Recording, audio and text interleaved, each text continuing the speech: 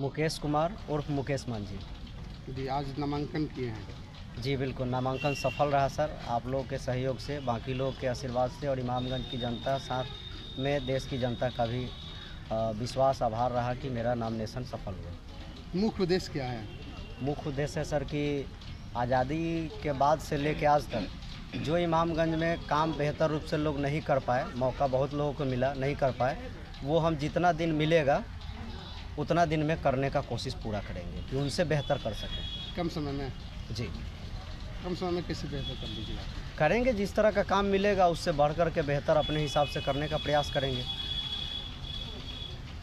Field में जो है, इमामगंज में जो है दिग्गज मंत्री के जो है ना से परिवार आए हुए हैं, वंशवाद आए हुए हैं, तो उस पर क्या मतलब आप लोग कैसे जीत पाइएगा? बाबा साहेब भीमराव अम्बेडकर कहे थे कि जो वोट देने का अधिकार मिला तब से कि राजा का बेटा ही राजा नहीं बनेगा, तो जनता ने तय किया है कि गरीब का बेटा भी राजा बन सकता है, जो बाबा साहेब का नारा था।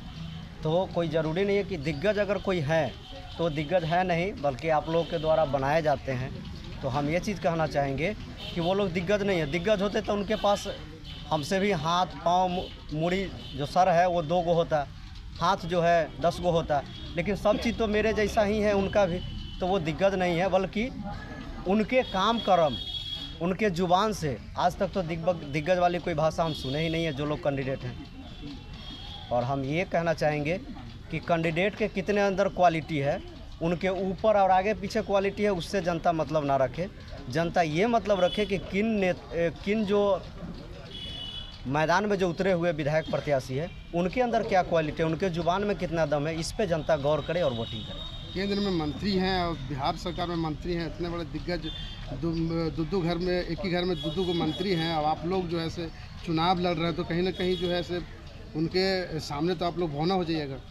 उनके सामने बौना होगा वो, घुटना टेकेगा वो जिनके अंदर अपनी कोई क्षमता नहीं है। हमने पहले से ही कार्य करते हैं समाज पर, समाज की विचारधारा पर, समाज के कोई भी घटना दुर्घटना हो उसमें हमेशा हमने मदद करते आया है, और जिनको जो सोचना है, जो करना है करे। हमारा जो काम है जनता के हित के लिए वो हम करेंगे। ये भी हाल फिलहाल में एक जन स्वराज पार्टी आई है, वो भी जो है बिहार के विकास के लिए बातचीत कर रही है, आप लोग क्या कर पाइएगा? देखिए, विकास की बात तो सब कोई करती है और विकास की बात हम भी कर रहे हैं, लेकिन जीतने के बाद अगर हम विकास नहीं करेंगे तो जनता अगर चाहे तो हमसे एग्रीमेंट भी करवा ले कि विकास अगर नहीं कराएंगे तो उनको इस्तीफ़ा भी बीच में ले लिया जाए, जो भी कैंडिडेट हो, चाहे हम हो या कोई भी हो। क्योंकि अब कैंडिडेट पे भरोसा नहीं रहा, क्योंकि धोखा दे खाते खाते इमामगंज की जनता परेशान है। मांझी जी कह रहे हैं कि इमामगंज में 10 साल में हमने बहुत काम किया है, कभी पोल पुलिया कोई भी काम ऐसा छोड़े नहीं है।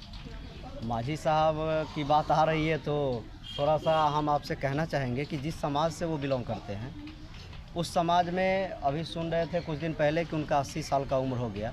80 साल में अगर अपने समाज के लोगों को, 80 लोग को भी अगर वो कहीं नौकरी पेशा में लगाए होंगे तो ज़रा सा बता दें।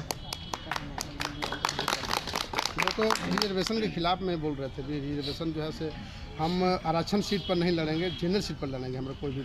देखिए, उनका बात जो ऐसा बयान आता है ना, हमको लगता है कि उनका जो 60 साल पूरने के बाद जो टेंशन होता है ना, पेंशन लेने के टाइम में वो बिना मतलब के टेंशन ले रहे हैं। उनको अब आराम करना चाहिए, राजगद्दियाँ उनसे चलने वाली नहीं है। बशर्ते कभी वो आरक्षण के लेकर के इधर से उधर उलट पलट बात करते हैं, कभी वो बैकवर्ड फॉरवर्ड में लड़ा देते हैं, कभी वो दलित बैकवर्ड में लड़ा देते हैं, कभी वो बिना जाने पूछे यादव मुस्लिम ये करने लगते हैं कि ये है वो है।